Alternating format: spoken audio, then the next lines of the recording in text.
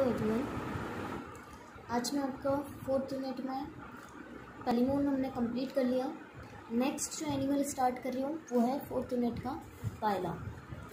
पायला को अगर हम कॉमन नेम अगर बोलें तो पायला का कॉमन नेम जो होता है वो एप्पल स्नेल होता है। पायला तो आप सब लोगों ने देख ही रखा होगा, जो शंख की तरह दिखाई देता है, ठीक है। उसको हम क्या बोलते हैं? पायला बोलते हैं। तो शंख की तरह इस तरह से आपने स्ट्रक्चर जो होगी वो देख रखी होगी, तो इस स्ट्रक्चर को हम क्या बोलते हैं?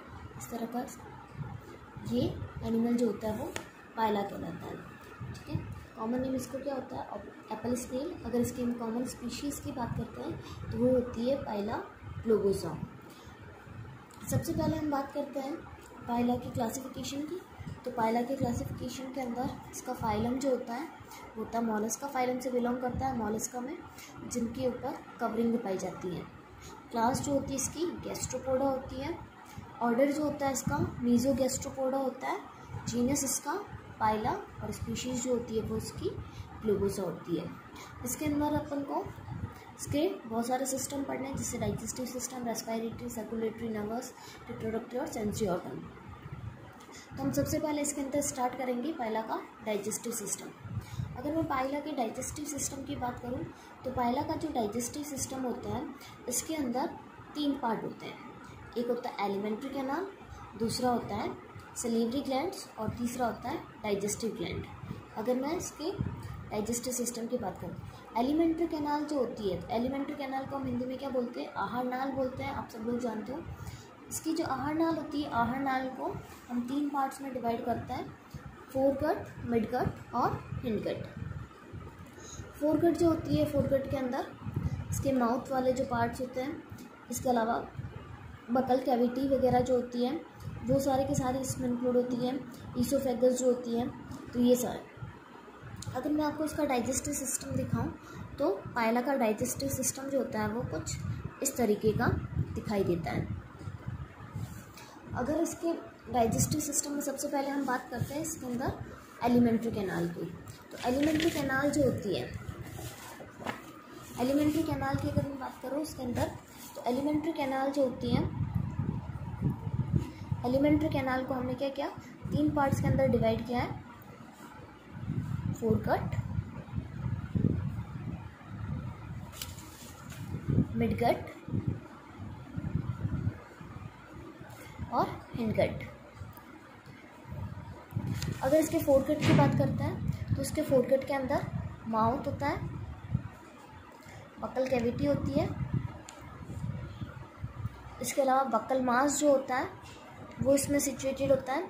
इसके अलावा इसमें और एक स्ट्रक्चर होती है रेड्यूला, ईसोफेगस, और ईसोफेगस के साथ साथ में इसके साइड में ईसोफेगस पाउचेस जो होते हैं वो भी इसके अंदर पाए जाते हैं। तो अगर मैं एलिमेंट्री कैनाल के फोरगट की बात करूं तो क्या आएगा? इसमें माउथ आएगा, बकल कैविटी, बकल मास, रेड्यूला, ईसोफेगस और ईसोफेगल पाउच। अगर मैं मिडगट की इसके अंदर बात करूं तो मिडगट के अंदर इसमें 2 पार्ट आते हैं, एक आता है स्टमक और दूसरा आता है इंटेस्टाइन।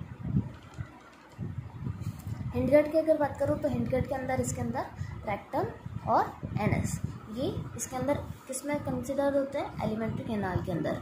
अब अगर इसमें डायग्राम के अंदर अपन सबसे पहले अगर देखते हैं तो पायला जो होता है, पायला के अंदर डाइजेस्टिव सिस्टम कुछ इस तरह का दिखाई देता है। इसका माउथ के इसके आसपास में क्या होते हैं? टेंटिकल्स होते हैं, और इन टेंटिकल्स के नीचे की तरफ इसमें क्या पाई जा रही है? ये आइज जो होती है वो पाई जाती है।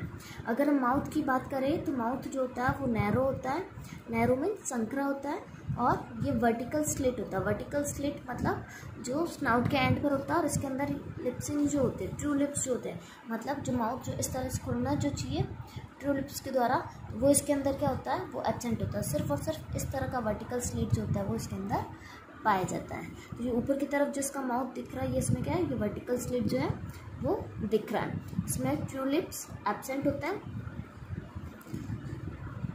उसके बाद में ये माउथ जो होता है ये नीचे की तरफ क्या होता है? बकल मास के अंदर खुलता है। ये जो पूरी कैविटी लाइक स्ट्रक्चर जो दिखाई दे रही है, ये कैविटी लाइक स्ट्रक्चर क्या है? ये पूरी की पूरी बकल मास है। और इस बकल मास के साइड में क्या है? बकल गैंग्लियन जो है वो पाए जा रहे हैं। और ये बकल मास जो है ये नीचे की तरफ किसमें बकल कैविटी के अंदर खुलता है। अगर हम बकल मास की बात करें तो माउथ जो होता है वो इस बड़ी सी कैविटी के अंदर खुल रहा है, इसको हम क्या बोलेंगे, ये कैविटी का आगे वाला पार्ट, ये वाला जो पार्ट होगा ये वाला तो कहलाएगा बकल मास, और पीछे वाला जो पार्ट होगा ये वाला कहलाएगा बकल कैविटी। ठीक है, ये वेस्टिब्यूल के पीछे की तरफ होता है, इसके अंदर जॉ जो होते हैं वो पाए जाते हैं। जॉ मीन्स जबड़े जो होते हैं वो पाए जाते हैं बकल मास के अंदर, ये लटके हुए रहते हैं। ये जो साइड साइड में ये जो स्ट्रक्चर दिखाई दे रही है ये क्या है, जॉ है इसकी, जबड़े। ये जॉ क्या होते हैं, इस बकल मास के अंदर लटके हुए रहते हैं। इसके अलावा इसका जो एंटीरियर एज होता है, एंटीरियर एज मतलब आगे का किनारा जो होता है बकल मास का, यहाँ पर ये क्या होता है, टिथ लाइक स्ट्रक्चर होती है इसके अंदर, जो ये फूड जो भी लेता है फूड को कट करने का काम करता है। जो भी ये इसमें फूड लेगा, जो भी ये चीज़ें खाएगा उनको कट करने का काम करता है। तो यहाँ पर क्या होता है, बकल मास के यहाँ पर आगे एंटीरियर एज, आगे के किनारे के ऊपर टिथ लाइक स्ट्रक्चर इसके अंदर पाई जाती है। उसके बाद में ये बकल मास जो होता है ये पीछे की तरफ किस में खुलता है, बकल कैविटी के अंदर खुलता है। बकल कैविटी के अंदर क्या होता है कि इसके अंदर इसका जो फ्लोर जो होता है, बकल कैविटी का फ्लोर मतलब बकल कैविटी का जो फर्श वाला जो एरिया है, सरफेस वाला जो एरिया है, ठीक है, इसमें नीचे की तरफ ऑडेंटोफोर पाए जाते हैं। ऑडेंटोफोर हम बोलते हैं टिथ लाइक स्ट्रक्चर को जो फूड को कट करने में काम करते हैं। यहाँ पर भी रेडुला के यहाँ पर भी टिथ लाइक स्ट्रक्चर पाए जाते हैं, और नीचे की तरफ भी इसके अंदर बकल कैविटी में भी क्या पाए जाता है, ऑडेंटोफोर पाए जाते हैं, जो कि टिथ की तरह ही काम करते हैं। बकल मास में तो ये जॉ लटके हुए नीचे की तरफ, और बकल कैविटी के अंदर इसमें दांत पाए जाते हैं। ये ऑडेंटोफोर जो होते हैं ये फूड को कट करने में हेल्प करते हैं। उसके बाद में आता है इसके अंदर एक और स्ट्रक्चर होती है रेड्यूला। ऑडेंटोफोर के ऊपर और नीचे बैग लाइक स्ट्रक्चर जो प्रेजेंट होती हैं, जिसको हम बोला जाता है रेड्यूलर शेक या फिर रेड्यूलर शीथ। ये ईसोफेगस के यहाँ पर ये क्या है, रेड्यूलर शीथ जो है ये पाई जा रही है दोनों ही साइड के अंदर। ये रेड्यूलर शीथ ये कैसी होती है, बैग लाइक स्ट्रक्चर जो होती है, जो ईसोफेगस की पूरी लंबाई तक फैली हुई रहती है। इस रेड्यूला के ऊपर क्या होता है, एक भी बकल ग्लैंड जो होती है वो प्रेजेंट नहीं होती है। और ये रेड्यूलर शीथ जो होती है, या ये रेड्यूला जो होता है, रेड्यूला हम इसको बोल सकते हैं, ये क्या करता है, डाइजेशन में हेल्प करता है। फूड को ये क्या करेगा, ऊपर नीचे ऊपर नीचे ऊपर नीचे करने में ये हेल्प करता है। उसके बाद में आता है ईसोफेगस की हम बात करें तो ये पीछे की तरफ ये बकल कैविटी जो है ये रेड्यूलर शीथ के अंदर की तरफ ये किस में खुल रही है, ईसोफेगस में खुल रही है।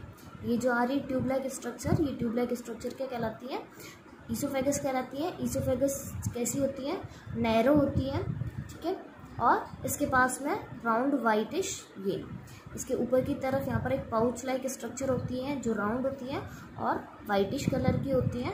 इनको क्या बोला जाता है, ईसोफेगल पाउचेस। ये ईसोफेगल पाउचेस दो तरीके से काम करता है। एक तरीके से तो ये डाइजेस्टिव ग्लैंड के रूप में भी काम करता है फूड को पचाने में, साथ साथ में ये क्या करता है, कभी कभी ये टेम्परेरी रूप में, परमानेंट नहीं, टेम्परेरी रूप में ये क्या करता है, फूड को स्टोरेज करने का भी काम करता है। तो ये ईसोफेगस जो होती है ये नीचे की तरफ ईसोफेगस खुलती है, ऊपर की तरफ ये जो है ये वाला रेड्यूलर वाला पार्ट है, और नीचे की तरफ ये क्या है, ईसोफेगस है। ये ईसोफेगस आगे जाकर के कहाँ खुल रही है, नीचे की तरफ आ रही है, स्टमक के अंदर खुल रही है। तो यहाँ तक वाला जो पार्ट हो गया वो कौन सा हो गया, फोरगेट का पार्ट। सबसे पहले माउथ जो था वो किस में खुला, बकल मास में। बकल मास के अंदर टिथ प्रेजेंट थे, ठीक है। बकल मास के अलावा, टिथ के अलावा इसमें क्या है, जॉ जो थे वो जॉ है ना इसके अंदर लटके हुए रहते हैं। नीचे की तरफ इसमें बकल कैविटी की साइड में क्या पाई जाती है, रेड्यूलर शीथ पाई जाती है, और ये नीचे की तरफ एक नैरो ट्यूब में खुलती है जिसको बोला जाता है ईसोफेगस। इसके यहाँ पर साइड में क्या होता है, ईसोफेगल पाउचेस जो होते हैं वो पाए जाते हैं। ईसोफेगल पाउचेस क्या करते हैं, एक तरह से डाइजेस्टिव ग्लैंड का और साथ साथ में टेम्परेरी फूड स्टोरेज का भी काम करते हैं, ठीक है। अब ईसोफेगस जो होता है, ईसोफेगस ये ट्यूब लाइक स्ट्रक्चर नीचे की तरफ एक इसमें खुल रही है, ये मिडगट के अंदर खुल रही है। मिडगट मीन्स सबसे पहले ये कहाँ खुलेगी, ये स्टमक के अंदर। स्टमक जो होता है ये भी दो तरीके का स्टमक, कार्डियक और पाइलरिक। ये आगे वाला जो स्टमक होगा ये वाला कौन सा कहलाएगा, कार्डियक स्टमक, और पीछे वाला जो स्टमक होगा ये वाला कहलाएगा पाइलरिक चैम्बर। जहाँ पर फूड पहले आता है वो तो होता है कार्डियक, और जहाँ से फूड आगे डाइजेस्टेड फूड आगे पास आउट होता है वो होता है पाइलरिक चैम्बर होता है। इस स्टमक के चारों ओर जो है वो क्या पाई जा रही है, डाइजेस्टिव ग्लैंड्स पाई जाती है। ये डाइजेस्टिव ग्लैंड क्या करती है, सीधा अपना सिक्रेशन जो होगा, जो भी ये जूस वगैरह जो बनाती है, डाइजेस्टिव एंजाइम वगैरह जो बनाती है, उसको सीधा ये कहाँ कर रिलीज़ करती है, स्टमक के अंदर रिलीज़ करती है, ताकि फूड जो है वो इजीली डाइजेस्ट हो सके। और अगर स्टमक की अगर हम पोजीशन की अगर बात करते हैं तो ये पेरिकार्डियम जो होता है, ब्लड सर्कुलेटरी सिस्टम के अंदर हम हार्ट के चारों ओर जो कवरिंग देखते हैं पेरिकार्डियम, उस पेरिकार्डियम की तरफ लेफ्ट साइड के अंदर ये खुलता है। डार्क रेड कलर का होता है और इसका शेप जो होता है वो यू शेप का होता है। ये यू शेप का होता है और कैसा होता है, डार्क रेड कलर का होता है। इसमें 2 चैम्बर होते हैं, कार्डियक और पाइलेरिक चैम्बर पाया जाता है। ठीक है, ये पाइलेरिक चैम्बर जो होता है, इस पाइलेरिक चैम्बर से आगे की तरफ इसमें एक एक्स्ट्रा स्ट्रक्चर निकली होती है, इसको बोला जाता है सीकम। और आगे की तरफ ये पाइलेरिक स्टमक जो होता है ये एक कॉइल्ड ट्यूब बनाता है, उस कॉइल्ड ट्यूब को बोला जाता है इंटेस्टाइन। इंटेस्टाइन के अंदर क्या होता है, फूड जो होता है वो डाइजेस्टेड फूड आगे की तरफ पास आउट होता है, और भी फूड का अगर डाइजेशन अगर बाकी रह गया होता है तो वो कहाँ पर होता है, इस इंटेस्टाइन के अंदर डाइजेशन जो होता है वो कंप्लीट होता है। जब फूड का कंप्लीट डाइजेशन हो जाता है तो उसके बाद में ये इंटेस्टाइन जो होती है आगे की तरफ तो ये कॉइल्ड स्ट्रक्चर के रूप में रहती है, और फिर पीछे की तरफ एक लंबी सिंगल स्ट्रैंड ट्यूब बनाती है। वो सिंगल स्ट्रैंड ट्यूब जो होती है वो क्या कहलाती है, रेक्टम कहलाती है। ठीक है, इस रेक्टम के अंदर क्या होता है, फिर जो अनडाइजेस्टेड फूड होता है वो उस रेक्टम के अंदर स्टोर होता है, और फिर वो एनस के द्वारा बॉडी से बाहर निकाल दिया जाता है। एनस की अगर हम पोजीशन देखें तो एनस जो होता है वो गिल्स के पास में प्रेजेंट होता है। तो ये तो हो गई इसके एलिमेंट्री कैनाल की बात। एलिमेंट्री कैनाल के अलावा हमने बात की थी कि इसके अंदर क्या पाई जाती है, सिलेवरी ग्लैंड्स पाई जाती है। ठीक है, एक पेयर इसके अंदर सिलेवरी ग्लैंड इसके अंदर प्रेजेंट होती है, और दूसरा क्या होता है, डाइजेस्टिव ग्लैंड होती है।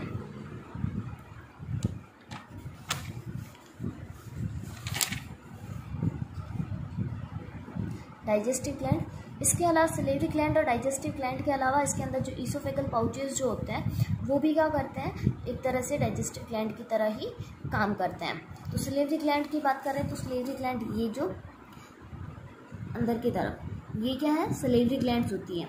ये इन सिलेवरी ग्लैंड्स का काम क्या होता है कि ये सीधा का सीधा अपना जो सिक्रेशन होती है ये कहाँ पर स्थित होती है, बक्कल मास के पास में, बक्कल कैविटी के पास में स्थित होती है। ये सीधा ही अपना सिक्रेशन कहाँ रिलीज कर रही है, पूरे बक्कल मास के अंदर। ये जो बक्कल मास के स्ट्रक्चर है, तो सिलेवरी ग्लैंड किसको सिक्रेट करेगी, सलाइवा को। ये सलाइवा कहाँ पर आ रहा है, सीधा बक्कल मास के अंदर ये आ रहा है। यहाँ से क्या होता है कि फूड को कट करने में, इसके अलावा फूड को सॉफ्ट बनाने में हेल्प करती है। इसके अलावा जो ये रेड्यूला जो पाई जा रही है, रेड्यूला जो कि फूड को ऊपर नीचे करने में हेल्प करती है, तो इस रेड्यूला वाले पोर्शन को भी या रेड्यूला वाले पाथ को भी ये सॉफ्ट बनाने का काम करती है। कौन करता है, सिलेवरी ग्लैंड्स। सिलेवरी ग्लैंड्स अपना सिक्रेशन सीधा बक्कल मास में रिलीज करेगी। ये बक्कल मास के अंदर रिलीज करने पे क्या होता है, फूड को कट करने में हेल्प होती है।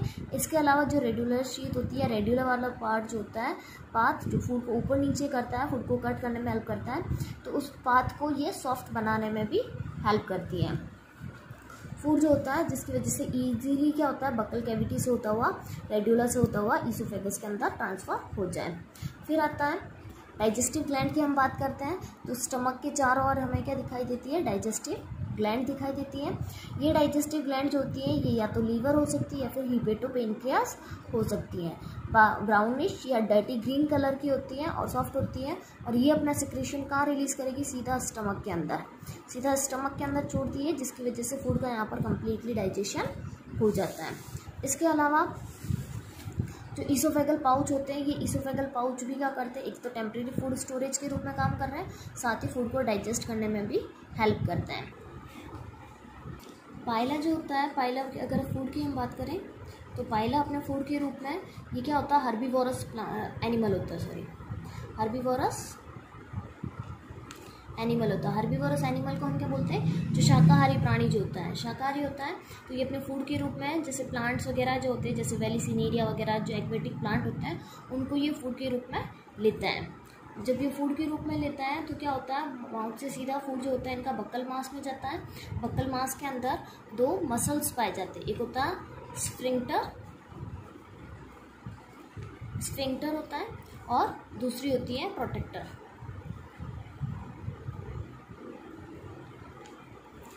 ये मसल्स जो होती है, ये दोनों मसल्स स्फिंक्टर और प्रोटेक्टर जो होती हैं, ये दोनों मसल्स क्या करती हैं, फूड को आगे माउथ से आगे जॉ तक लाने का काम करती हैं। जॉ तक जब फूड आता है तो वो जॉ जो होता है उसके ऊपर वो क्या करता है, फूड को कट करने का काम करता है, छोटे छोटे पीसीस के अंदर काम करता है। फिर ये फूड को कहाँ पर भेजेगा, जो ये रेडुला जो पाई जाती है, जो लंबी फूड इस तरह के पाइप लाइक स्ट्रक्चर जो होती है रेडुला, वहाँ पर रेडुला के अंदर क्या होता है, टिथ पाए जाते हैं इस तरह के। ये टिथ क्या करते हैं, फूड को और छोटे छोटे पीसेस के अंदर कट करने का काम करते हैं। फिर यहाँ से जब फूड कट हो जाता है तो फिर ये रेडुलर से होते हुए पीछे की तरफ ट्यूब होती है, जिसको हम ईसोफेगस बोलते हैं, ईसोफेगस में आ जाता है और ईसोफेगस से फिर ये कहाँ आ जाएंगे, स्टमक के अंदर आ जाते हैं। ठीक है, तो इस तरह से क्या होता है, फूड जो होता है वो आगे की तरफ इनगल्फ होता जाता है। फिर यहाँ पर जो डाइजेस्टिव ग्लैंड होती है वो डाइजेस्टिव ग्लैंड, और इसके अलावा जो यहाँ पर सैलिवरी ग्लैंड जो पाई जाती है वो भी क्या करती हैं, फूड को डाइजेस्ट करने में हेल्प करती हैं। जब फूड स्टार्टिंग में जब है ना माउथ से एंटर करता है तब सैलिवरी ग्लैंड हेल्प करती है। फिर जब स्टमक में आ जाता है तो यहाँ पर जो डाइजेस्टिव ग्लैंड इसके चारों ओर जो पाई जाती है, जो अपना सिक्रेशन सीधा स्टमक में करती है, ये फूड को डाइजेस्ट करने में हेल्प करती है। Thank you.